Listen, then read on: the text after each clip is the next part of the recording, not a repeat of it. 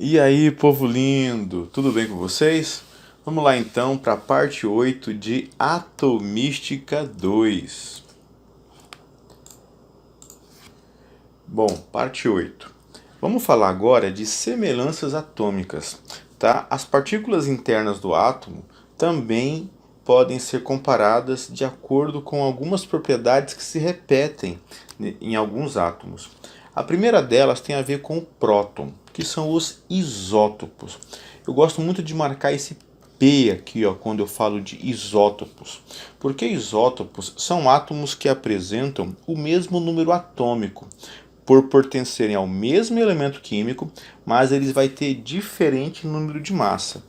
Aí, se você lembrar que o número atômico é igual ao número de prótons, então isótopos são espécies químicas que têm o mesmo número de prótons. Valeu?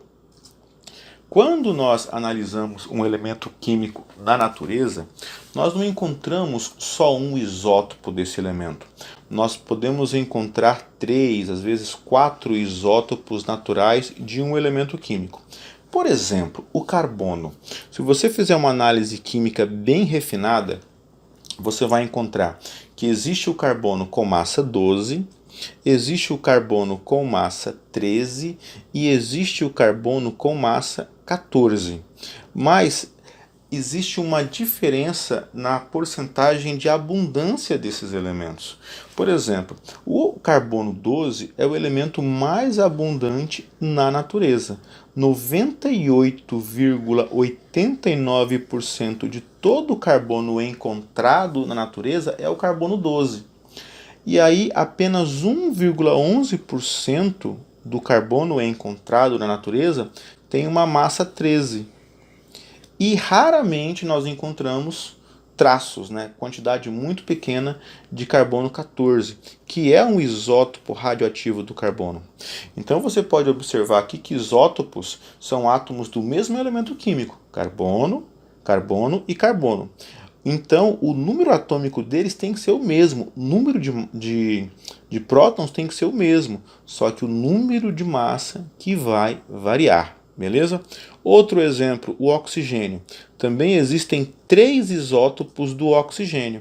E aí você vai ter o mesmo número atômico, porque são isótopos, só que o número de massa é diferente.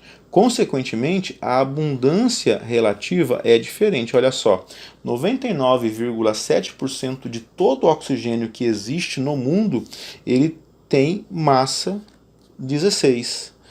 Tem um pouquinho de oxigênio com massa 17, é muito raro, apenas 0,04%. E o oxigênio de massa 18 é o mais raro de todos.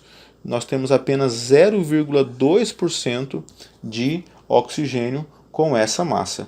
Beleza? Então, um elemento ele pode ser encontrado em 2, 3, até 4 isótopos. Outro exemplo aqui é o potássio. Eu tenho 3 tipos de potássio. O potássio 39, o potássio 40 e o potássio 41. Consequentemente, eu vou ter 3 abundâncias relativas. Qual que é o mais raro desses 3 potássios? É o potássio 40. Olha só, apenas 0,01%. E qual que é o potássio mais abundante na natureza? É o potássio 39. Que você tem 93,3% de todo o potássio da natureza tem a massa 39. Valeu? Um outro isótopo importante é o hidrogênio. O hidrogênio ele é encontrado na natureza com 3 isótopos naturais. Nós temos o hidrogênio leve, o deutério e o trítio, tricério ou tritério.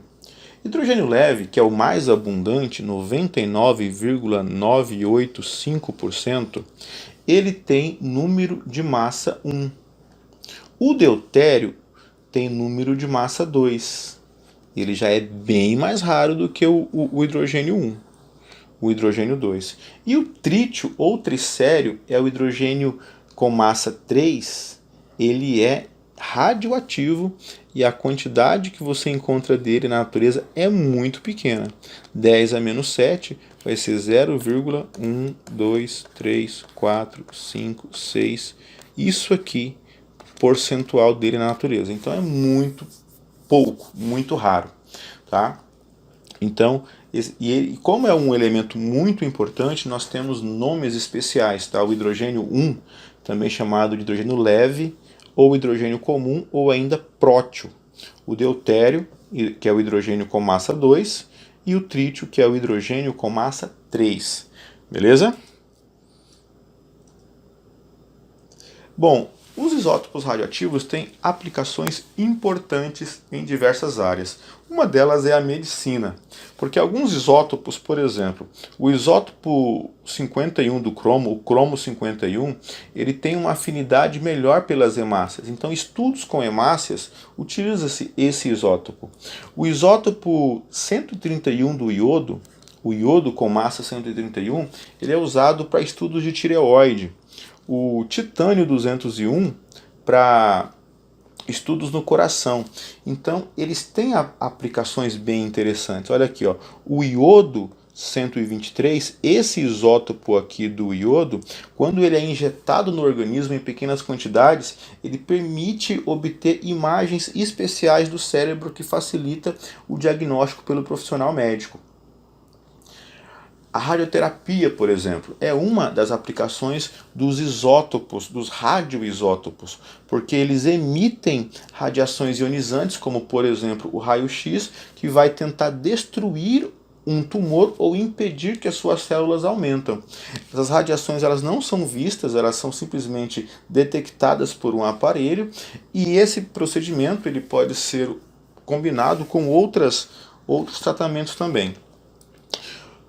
Em Goiânia, em 1987, tem uma história muito triste no Brasil, que algumas pessoas encontraram uma clínica de radioterapia abandonada e pegaram o aparelho, desmontaram, e foi um dos maiores desastres nucleares da história de todo o mundo. Muitas pessoas foram contaminadas. Se você pesquisar na internet, você vai encontrar várias reportagens, filmes sobre o assunto, é bem interessante. E o isótopo que causou isso foi o césio 137. Esse nome ele causa muito terror para muitas pessoas do Brasil, pelos fatos que aconteceram.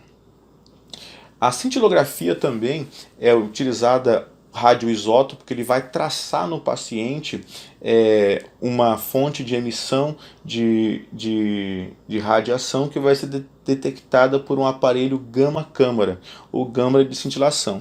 Então vai se obter uma imagem que vai facilitar muito o diagnóstico pelo profissional médico da paciente que fez esse tipo de exame. É muito utilizado o tecnésio 99 e o molibdênio 99. São esses elementos com essa massa que são radiofármacos ou radioisótopos traçadores. Uma outra aplicação também é a PET, que é a tomografia por emissão de pósitron. Também é uma aplicação da medicina nuclear. Nós temos aqui um exame também utilizado, radiofármacos ou radioisótopos, que eles vão emitir pósitrons. Tá? Pósitrons também é uma partícula que alguns elementos químicos emitem numa forma de radiação. No momento da desintegração radioativa, isso vai ser detectado por um computador que vai formar essas imagens aí que facilitam muito o diagnóstico médico. Uma outra aplicação muito importante dos radioisótopos, dos isótopos radioativos, é conservar alimentos por irradiação. Olha, aqui você tem dois mamões que foram colhidos no mesmo período. Esse aqui foi irradiado, ele não estragou durante um tempo. E esse aqui no mesmo tempo ele já começou a ter uma degradação. Então, dosando a quantidade correta de radiação, nós podemos matar as bactérias que promovem a degradação, que promovem o apodrecimento de frutas e legumes, por exemplo. Então, alguns alimentos são conservados com radiação. Um outro uso muito importante é a datação de fósseis com carbono 14. O carbono 14 ele tem um tempo de meia-vida, que é um tempo de emissão de radiação de 3.600 anos. Então, fazendo uma análise de um fóssil, você vai, pela quantidade de carbono 14 que você encontrar, você vai conseguir saber a idade desse fóssil. Outro uso muito interessante é quando você usa um traçador, um marcador radioativo. Por exemplo, digamos que aqui eu tenha um radioisótopo, e aí essa planta que está integrada numa molécula de um fertilizante, por exemplo, e essa planta vai absorvendo esse fertilizante, e aí depois eu posso fazer algumas análises em folhas, em qualquer parte da planta, para ver por onde que aquele radioisótopo ele passou marcando aquela planta. Então eu posso saber, por exemplo, como que a planta utiliza um certo nutriente, se é mais no caule, se é mais na folha, por exemplo. Eu posso fazer esse mesmo estudo também com animais. Se eu tiver uma planta que tenha radioisótopos nela, esse inseto ele vai se alimentar dessa planta, e aí eu posso depois, por detecção de radiação, verificar onde que ele passou, procurar o ninho dele, o habitat dele. Então também tem esse tipo de aplicação. Além dos isótopos, que são os mais importantes, nós também temos os isóbaros. Tá lá no isótopo eu marquei o P. Aqui no isóbaro eu vou marcar o A para você. Porque isóbaros são átomos que têm um número atômico diferente, mas o número de massa é o mesmo. Tá certo? Então isóbaros são espécies químicas que têm o mesmo número de massa.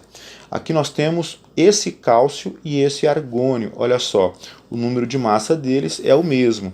Então eu digo que esse cálcio ele é isóbaro desse argônio. Ok?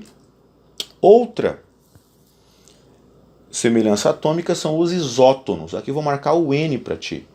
Tá bom? O que são isótonos? São átomos que têm o mesmo número de nêutrons. Por isso que eu marquei o N para ti ali, para facilitar que você grave isso. Tá? Então eles vão ter o mesmo número de nêutrons. Olha só, esse nitrogênio aqui, para calcular o número de nêutrons, gente, você vem aqui, ó, calcula o número de massa menos o número atômico. 14 menos 7, 7. Aqui é a mesma coisa. Número de massa menos o número atômico. 13 menos 6, 7. Então, eu digo que esse nitrogênio ele é isótono desse carbono 13. Por quê? Os dois têm o mesmo número de massa. Valeu? E uma outra semelhança atômica muito importante são os isoeletrônicos, que vão ser átomos ou íons que vai ter a mesma quantidade de elétrons. Já deu para você perceber que iso quer dizer o quê? A mesma coisa. Tá? Então, isoeletrônicos, a mesma quantidade de elétrons. Então, esse sódio aqui tem número atômico 11. Então, ele vai ter quantos prótons? 11 prótons, porque o número atômico é igual ao número de prótons. Ele vai ter quantos elétrons? 10 elétrons. Por que 10? Olha só, ele tem carga 1 positivo. Quer dizer que ele perdeu um elétron. Ele tinha 11, agora tem 10. E o número de nêutrons?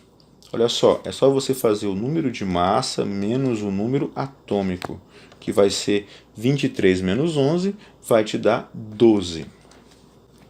E esse oxigênio aqui tem quantos prótons? 8. O número atômico dele é 8, então o número de prótons tem que ser 8.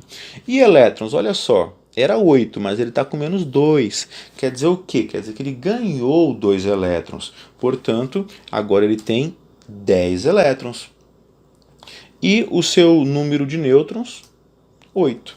É só você fazer aqui o número de massa menos o número atômico. 16 menos 8, 8. 8 nêutrons. E esse neônio aqui tem 10 prótons, vai ter quantos elétrons? Olha só, quando não tem carga, é 0. Então ele tem 10 elétrons também. O número de nêutrons dele vai ser 10, porque 20 menos 10 é 10. Mas o mais importante aqui é isso aqui, ó. 10 elétrons, 10 elétrons, 10 elétrons. Isoeletrônico é isso. São espécies químicas que têm o mesmo número de elétrons. Valeu? Pessoal, vamos fazer então esses dois exercícios aqui no próximo vídeo, valeu?